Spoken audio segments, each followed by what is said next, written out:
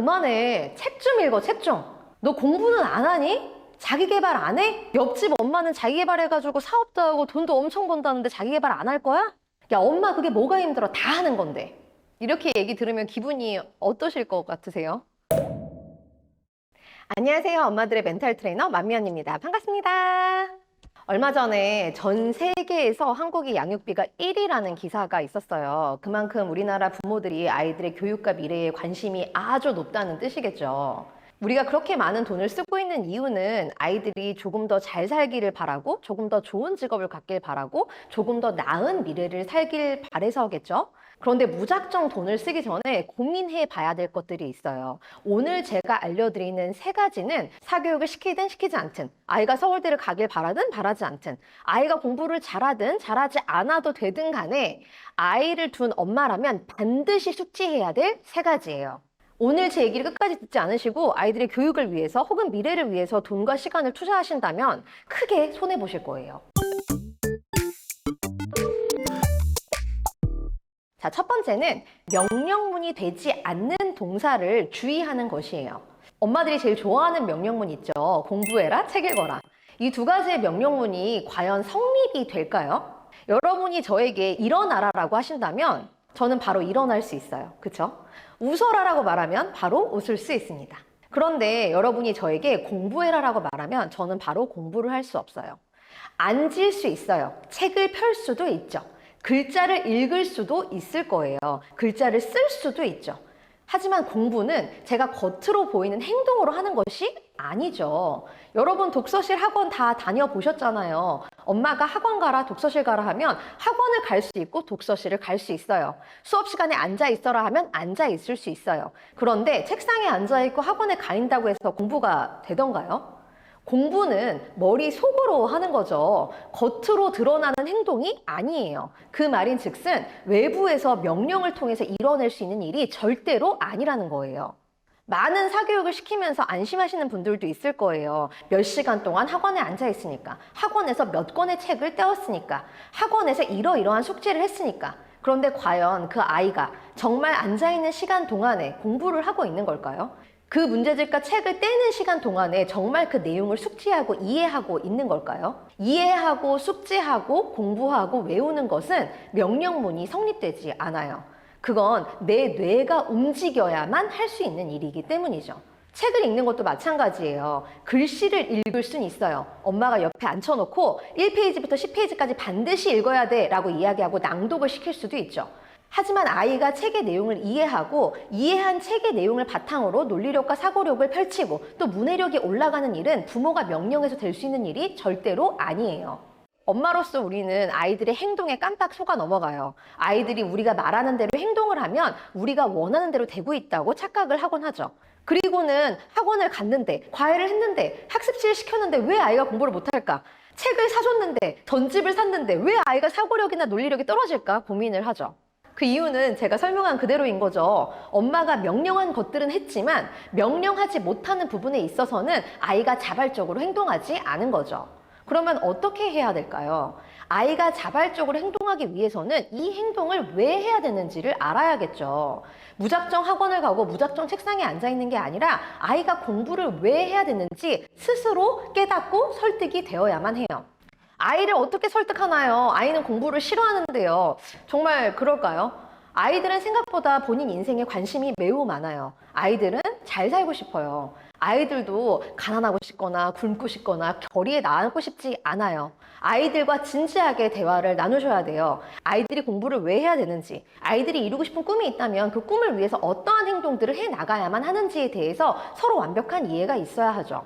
이렇게 설득을 하고 대화를 하는 과정이 오래 걸린다고 생각하실 수도 있어요. 그런데 이런 과정 없이 공부를 잘하는 사람은 단 한 명도 없어요. 적어도 제 주변에는 한 명도 보지 못했어요. 엄마도 아이도 공부를 잘해야 될 이유를 찾지 못한다면, 둘 다 설득이 되지 않는다면 사실 공부를 잘해야 될 필요가 없는 건지도 모르죠.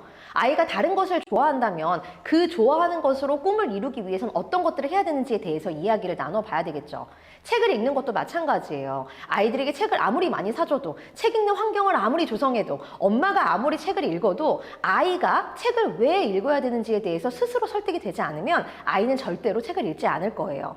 아이를 위해서 반드시 기억해야 될 두 번째는 기회비용을 계산하시는 거예요. 기회비용은 하나의 선택을 했을 때 놓치는 대안들의 비용을 계산한 것이에요. 여러분이 아이들을 위해서 하는 모든 선택들에는 기회비용이 따라요. 우리의 시간과 또 돈은 무한정 있지 않거든요. 여러분은 어떤 아이를 원하세요? 서울대 의대를 전국 수석으로 들어갔지만 우울증과 공황장애를 앓고 있어서 평생 불행하고 우울하게 살아야 되는 아이.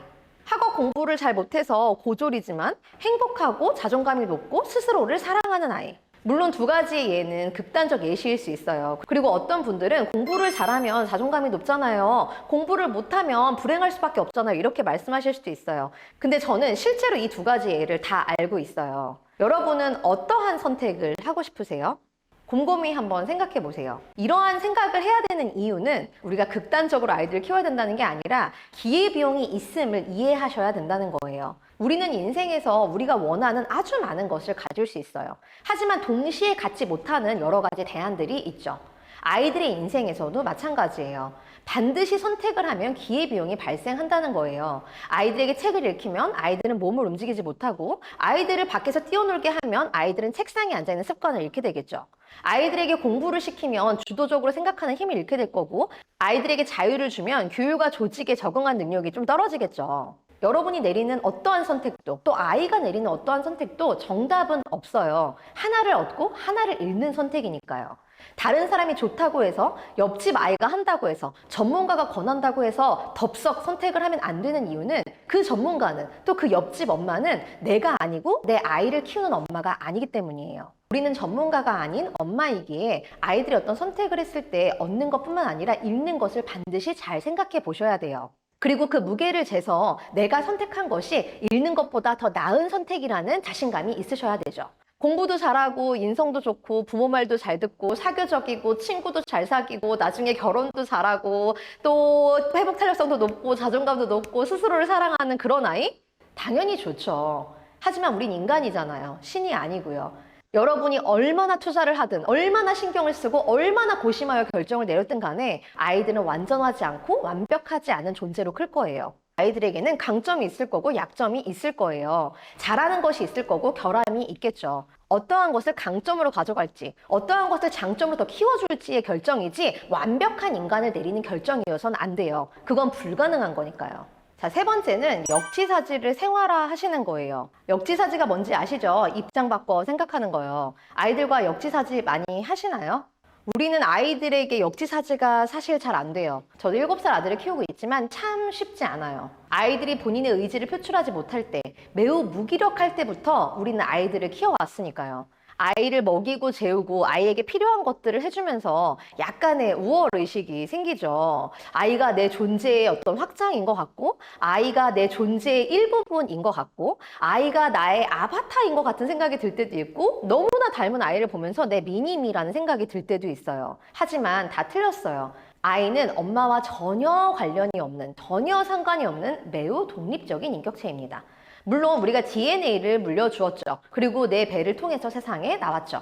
하지만 그 아이는 본인의 삶을 살기 위해서 세상에 태어난 것이지, 엄마의 삶을 대신해주기 위해서, 엄마가 원하는 대로 살기 위해서, 엄마가 명령하는 대로 살기 위해서 세상에 태어난 게 절대로 아니에요.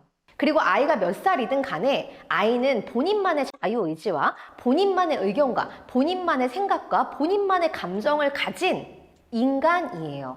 우리는 아이를 너무 아기 때부터 보기 때문에 아이들을 인간으로 대하기가 참 어려워요. 그래서 역지사지가 잘 안 되는 거죠. 어느 날 남편이 집에 들어와서 이렇게 얘기했다고 생각해 볼게요. 너 그렇게 화내고 짜증낼 거면 집 나가. 아니면 내가 나가버릴 거야. 너 그렇게 하면 내가 다시는 너랑 뭐 안 해줄 거야. 너는 왜 이렇게 집에서 하는 게 없어? 핸드폰 좀 그만해. 책 좀 읽어, 책 좀. 너 공부는 안 하니? 자기 개발 안 해?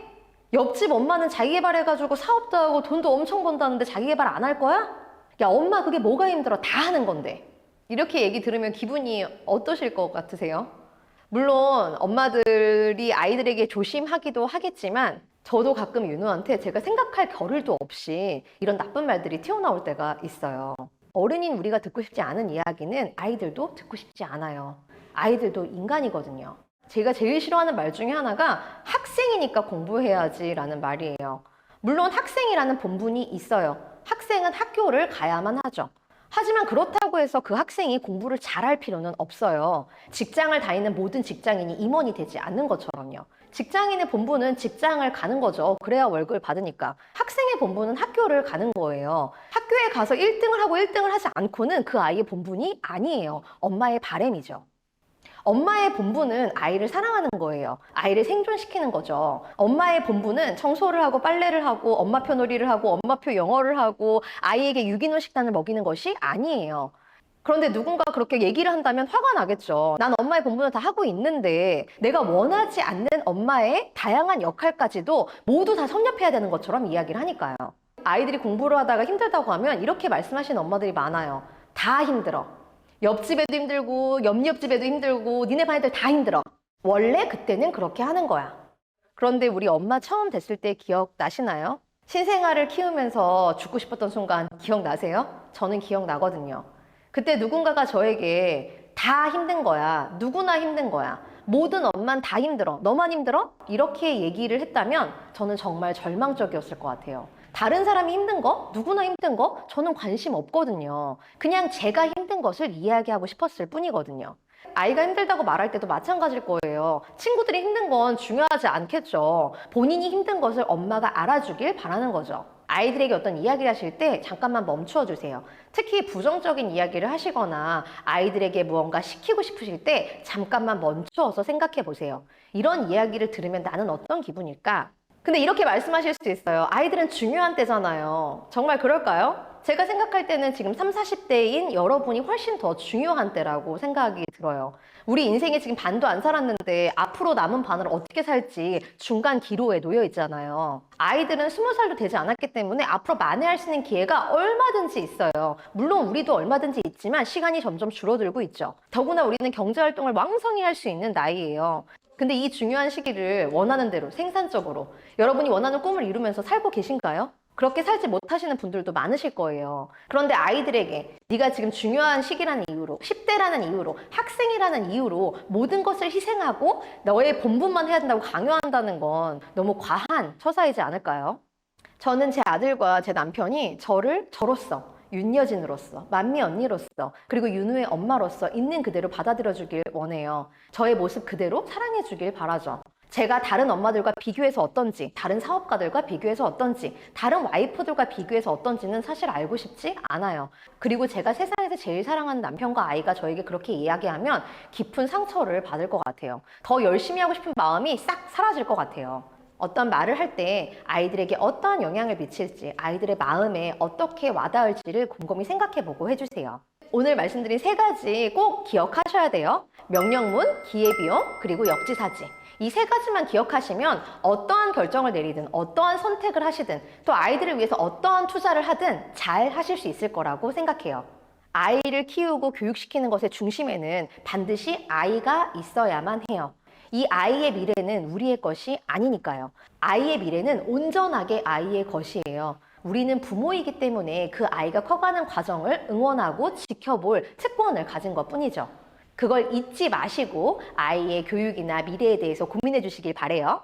흔들리는 엄마의 멘탈을 잡고 싶다면 구독과 좋아요 잊지 마세요. 그럼 다음 영상에서 뵐게요.